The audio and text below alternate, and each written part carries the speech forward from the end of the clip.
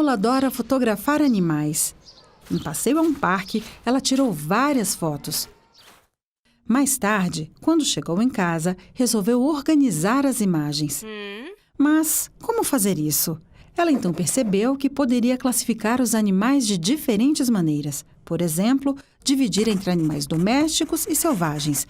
Ou então, pela forma com que se locomovem, terrestres, voadores ou aquáticos.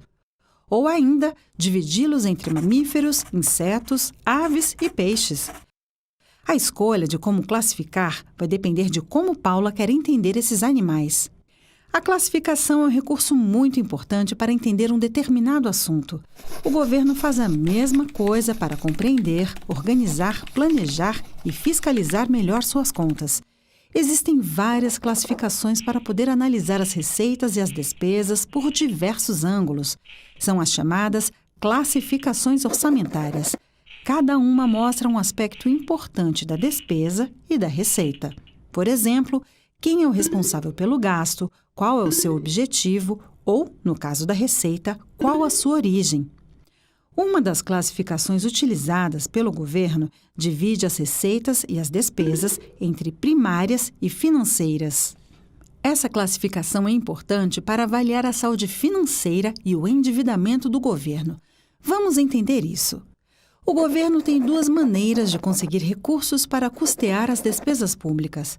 A primeira é por meio da cobrança de tributos, como o imposto de renda e a taxa de emissão de passaportes, ou com os recursos obtidos por meio de concessões, como de estradas, portos e aeroportos. Também entra nesse tipo de receita a venda de ativos, como as privatizações de empresas estatais e outros itens que formam patrimônio público. Nesses casos, a fonte de recursos é chamada de primária, porque o governo não precisa contrair uma dívida para conseguir essas receitas. A segunda forma que o governo tem para obter recursos é exatamente a contratação de dívidas. Estamos falando aqui de fontes de financiamento, onde o governo toma empréstimos para realizar certos gastos. Os empréstimos deverão ser pagos no futuro com juros e encargos. Ou seja, esses financiamentos têm custos e, por isso, são chamados de receitas financeiras. Para você entender melhor a diferença entre a receita primária e a receita financeira, vamos comparar com o orçamento doméstico. Quando recebemos nosso salário ou renda de algum bem, estamos recebendo o que poderia ser chamado de receita primária.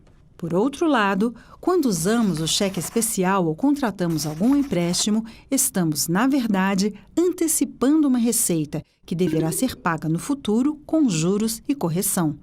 Essa receita, que tem origem no endividamento, pode ser chamada de receita financeira. Do outro lado da balança, temos as despesas, que também são classificadas em primárias e financeiras. As despesas do governo com pagamento de aposentadorias e pensões, salários do funcionalismo, custeio da máquina pública e obras, por exemplo, são chamadas de despesas primárias. Já as despesas com pagamento de dívidas, tanto dos juros quanto do principal da dívida, são chamadas de despesas financeiras. No orçamento doméstico, as despesas com alimentação, aluguel, educação, saúde ou mesmo com a compra de um carro, desde que à vista, poderiam ser chamadas de despesas primárias. Já os pagamentos de juros do cheque especial, do cartão de crédito e das parcelas de um financiamento podem ser considerados como despesas financeiras. Agora você já sabe, as classificações orçamentárias são muito importantes para entender o orçamento público.